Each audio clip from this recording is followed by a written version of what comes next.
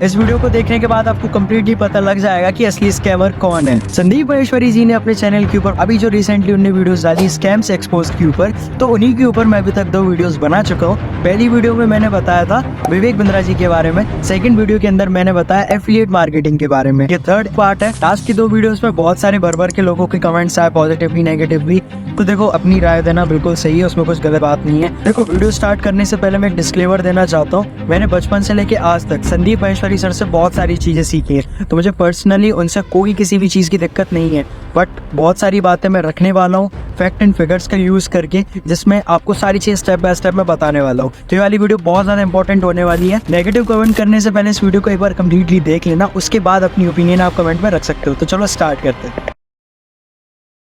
संदीप महेश्वरी जी ने विवेक बिंद्रा जी को स्कैम बोला। अब उन्हें स्कैम की डेफिनेशन में एक बार दोबारा एक्सप्लेन कर देता हूँ। सर, स्कैम उन सारी चीज़ों को बोलते हैं जहाँ पर हम पैसे तो दें बट हमें रिटर्न में कुछ ना मिले। बट अगर हम पैसे पे कर रहे हैं और उसके रिटर्न में हमें कुछ मिल रहा है तो उसको स्कैम नहीं बोलते। पॉइंट नंबर 2, बात करते हैं संदीप महेश्वरी जी की कि इन्होंने अपने करियर की स्टार्टिंग कहाँ से की थी। संदीप महेश्वरी जी ने खुद अपने करियर की स्टार्टिंग नेटवर्क मार्केटिंग कंपनी से की थी, जहाँ पर ये नेटवर्क मार्केटिंग कंपनीज में काम करते थे। हालांकि इनको इतना ज़्यादा वहाँ से रिटर्न नहीं मिला। फिर बाद में जाके इन्होंने सोचा कि चलो मैं खुद की कंपनी स्टार्ट करता हूँ, तो इन्होंने फिर खुद की नेटवर्क मार्केटिंग कंपनी स्टार्ट की। साथ ही साथ इन्होंने बुक भी लिखी नेटवर्क मार्केटिंग के ऊपर कि अगली सेंचुरी में नेटवर्क मार्केटिंग ही बूम करने वाली है। बहुत सारे इंटरव्यूज भी दिए जहाँ पर संदीप महेश्वरी जी कह रहे हैं कि नेटवर्क मार्केटिंग से ज़्यादा मैंने कमाया भले ही नहीं है, बट आज जो मैं हूँ उसमें बहुत बड़ा हाथ नेटवर्क मार्केटिंग कंपनीज का भी है। तो जस्ट बाद में ही मैंने multi level marketing company join करी थी। वहाँ पर स्टेज पे देखा लोगों को बोलते हुए, प्रेजेंटेशंस देते हुए, तो कहीं ना कहीं शायद तभी से मेरे अंदर ये डिजायर आ गया था कि मुझे भी कभी कुछ ऐसा करना है। तो ये जो अभी हो रहा है उसमें कहीं ना कहीं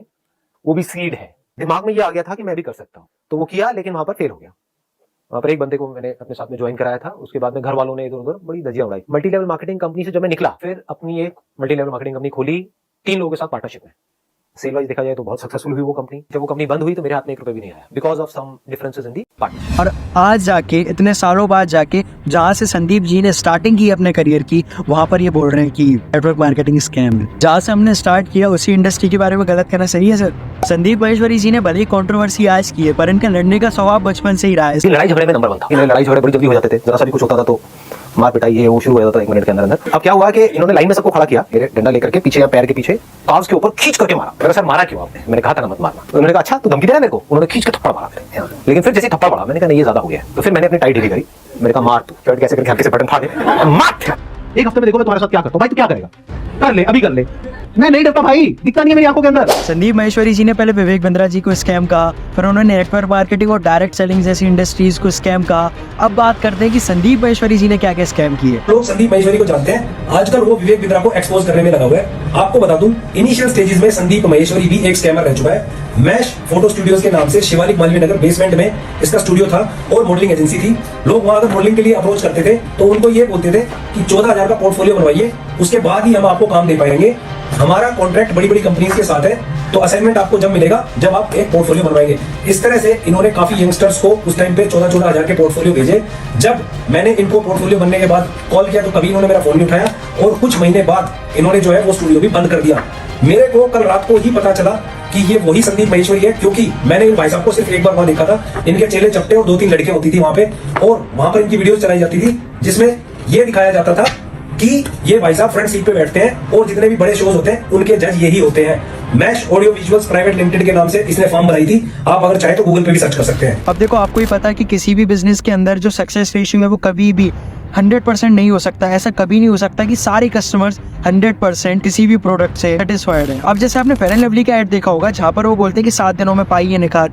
मैंने तो आज तक कोई भी नहीं देखा जो फेयर एंड लवली लगा के गोरा हुआ हो। तो ये सारी मार्केटिंग स्ट्रेटेजीज होती हैं जहाँ पे अपने प्रोडक्ट के बारे में बड़ा चढ़ाकर बताया जाता है। इसका मतलब ये नहीं है कि वो गलत हो गया, ये मार्केटिंग स्ट्रेटेजीज होती हैं। पर विवेक बिंद्रा जी ने ऐसी स्ट्रेटेजी यूज की तो इसमें कुछ गलत नहीं है। नेटवर्क मार्केटिंग और फोटोग्राफी के बिजनेस के बाद संदीप महेश्वरी जी ने स्टार्ट की खुद की कंपनी इमेज बाजार नाम से, जहाँ पर वो इमेजेस सेल करते थे। अगर आप खुद देख सकते हो वहाँ पर उनकी कंपनी के उनके प्रोडक्ट के बारे में क्या रिव्यूज आए हैं, और ये रिव्यूज दिए हैं मार्ग ERP के फाउंडर और CEO के, आप देख सकते हो। संदीप महेश्वरी जी को एथिकली बिजनेस करने की सलाह दी और उन्होंने बताया कि कैसे संदीप जी ने उन्हें ब्लैकमेल किया, 50 लाख लाख तक का जुर्माना लगा के आप पढ़ सकते हो। दूसरों की कमियां बताने से पहले एक बार खुद की कमियां देख लेनी चाहिए। सर कोई भी परफेक्ट नहीं है, ना तो मैं परफेक्ट हूँ ना आप, कोई भी इंसान परफेक्ट हो ही नहीं सकता। अब उनका इमेजेस का बिजनेस डाउन जाने लगा तो उन्होंने सोचा कि मैं अपने ऑडियंस का फायदा उठा के एक सीरीज स्टार्ट करता हूँ बिजनेस मास्टरी के ऊपर। तो उन्होंने वो स्टार्ट की। साथ ही साथ उन्होंने अपने बिजनेस कंसल्टेंसी के लिए उन्होंने एड्स देना स्टार्ट किए, जहाँ पर वो 9 लाख से 36 लाख रुपए तक चार्ज कर रहे थे, जिसके लिए उन्होंने हिंदुस्तान टाइम्स के ऊपर फ्रंट पेज पे ऐड दिया था 20 नवंबर के पेपर में।